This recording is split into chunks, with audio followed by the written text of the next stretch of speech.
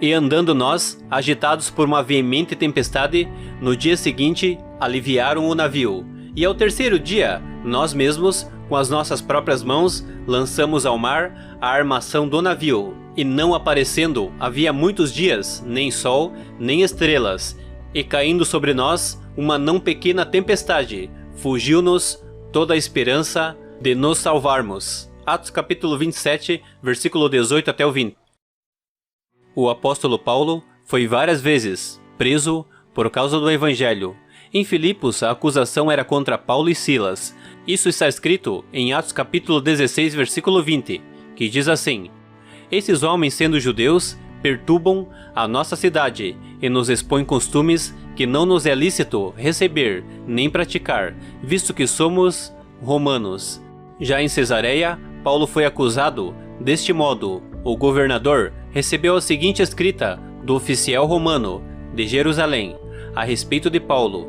Está escrito em Atos capítulo 23, versículo 29, que diz assim: Verifiquei que ele era incriminado por questões referentes à lei, que não nos rege, não havendo nenhum crime que justifique a morte ou prisão. Enfim, por muitas vezes o apóstolo Paulo foi preso por pregar o evangelho, até comparecer ao tribunal perante Festo, que o mandou para Roma para ser julgado por César. No livro de Atos, capítulo 25, versículo 12, diz assim: Então, depois de falar com o grupo de conselheiros, Festo respondeu: Você apelou para César? Para César irá. Para César irás.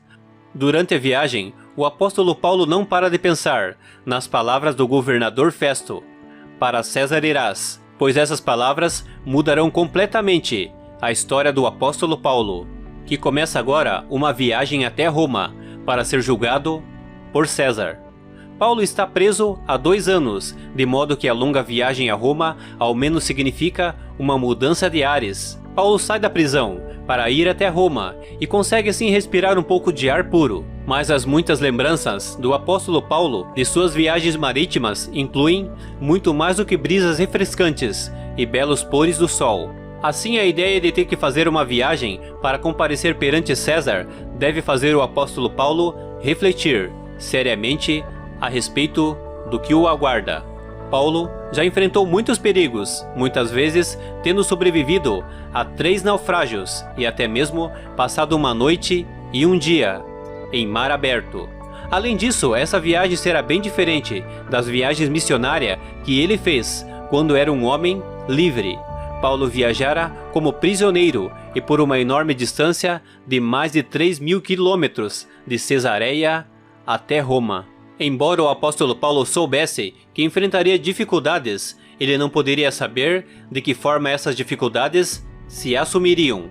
Paulo e alguns prisioneiros foram colocados sob a guarda de um oficial romano chamado Júlio, que decidiu embarcar em um navio mercante que havia chegado a Cesareia.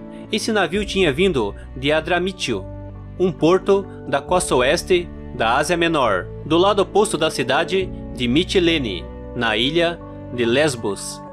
De Cesareia, esse navio viajara em direção ao norte e depois ao oeste, fazendo paradas a fim de descarregar e carregar mercadorias. Essas embarcações não eram projetadas para proporcionar conforto aos passageiros, muito menos aos prisioneiros, que era o caso do apóstolo Paulo.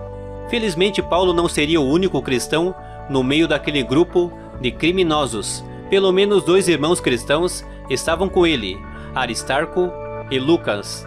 Naturalmente, foi Lucas quem escreveu os relatos de Atos dos Apóstolos. Não podemos afirmar se esses 2 amigos de Paulo pagaram suas passagens ou embarcaram como servos. A próxima parada do navio seria em Cnido, no sudoeste da Ásia Menor. Com ventos favoráveis, um navio poderia percorrer essa distância em cerca de 1 dia, mas Lucas relata que eles navegaram vagarosamente por muitos dias e chegaram com dificuldades a Cnido. No livro de Atos, capítulo 27, versículo 7, diz assim: E por muitos dias navegássemos vagarosamente, havendo chegado apenas de fronte de Cnido. As condições de navegação haviam piorado. Os ventos contrários do Mediterrâneo chegaram. Alguns passageiros poderiam ter pedido a opinião do apóstolo Paulo, por causa da experiência que ele tinha em navegar pelo Mediterrâneo, e foi o que eles fizeram. O apóstolo Paulo recomendou que o navio não seguisse viagem, caso contrário, haveria dano e grande perda, talvez até mesmo perda de vidas. Mas o piloto e o dono do navio queriam prosseguir a viagem, possivelmente achando que era melhor procurar um lugar mais seguro. Então, surgiu outro problema, um vento tempestuoso vindo do nordeste.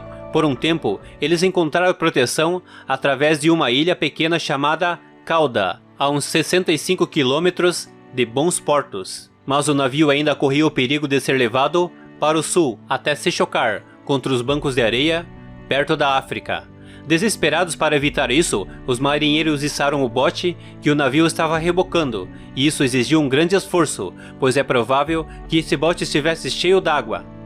Os marinheiros lutaram muito para reforçar o casco do navio, amarrando-o com cordas ou correntes para que as pranchas de madeira não se desprendessem. Mesmo com todos esses esforços, não foram suficientes, pois o navio continuava sendo violentamente sacudido pela tempestade.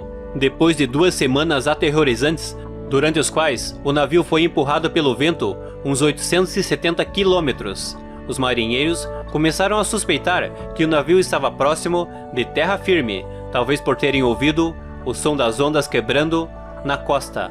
Da popa, eles lançaram âncoras ao mar, para impedir que o navio ficasse à deriva e manter a proa em direção à terra firme, caso tivessem as condições de encalhar o navio na praia. E temendo ir, darem em alguns rochedos, lançaram da popa 4 âncoras, desejando que viesse o dia. A palavra do Senhor tem várias interpretações, por isso existe a hermenêutica, ciência ou técnica que tem por objetivo de interpretar textos religiosos ou filosóficos. Deus fala com cada um como quer, e é exatamente neste ponto que vamos meditar hoje. As 4 âncoras que seguram o cristão na presença do Senhor. O navio que o apóstolo Paulo estava passando por um momento muito terrível, uma forte tempestade, e o barco de Paulo estava açoitado pelas ondas. E muitas vezes em nossas vidas é exatamente assim. Sopram ventos, o vento do desamor, o vento das brigas, o vento do desemprego. E é nesses momentos que a fé do cristão é colocada à prova. Muitos desistem em meio a tudo isso, mas os que prosseguem na caminhada são os que estão alicerçados com as 4 âncoras que seguram o cristão na presença do Senhor. E é exatamente o que vamos falar agora. A primeira âncora, a palavra do Senhor. A Bíblia diz que no princípio era a palavra. A palavra se fez carne e habitou entre nós. A palavra é Jesus, que nasceu, morreu sem pecado para nos salvar. Se o cristão ama de verdade a palavra, pode vir ventos, tempestades, ele sabe que o Senhor está junto com ele, por mais que pareça que Jesus não está vendo você passar pelas lutas. Ele vê sim, e no momento certo, ele acalma os ventos e a tempestade, e vem uma grande calmaria. Então a primeira âncora na vida do cristão é a palavra do Senhor. Devemos ouvir, praticar a palavra de Deus, não ser apenas ouvintes, mas ouvintes e praticantes da palavra do Senhor. Se você estiver alicerçado na palavra, você vencerá as lutas diárias da sua vida. A segunda âncora, a fé. Em Romanos capítulo 10, versículo 17, diz assim: de sorte que a fé vem pelo ouvir, e ouvir a palavra de Deus. Através de ouvirmos a palavra do Senhor, nasce em nossos corações a fé, porque a fé vem pelo ouvir, e ouvir a palavra do Senhor. A fé não pode faltar em nossos momentos difíceis. A fé que nos dá a plena certeza de que Deus está conosco, mesmo que tenhamos que passar por momentos como passou o apóstolo Paulo, como também muitos mártires da igreja primitiva. Foram perseguidos, açoitados, mas nunca deixaram de ter fé. A fé em Deus não nos torna super-heróis, ela nos dá o direito da salvação, porque a salvação é pela graça, por meio da fé. Isso não vem de nós, é dom de Deus.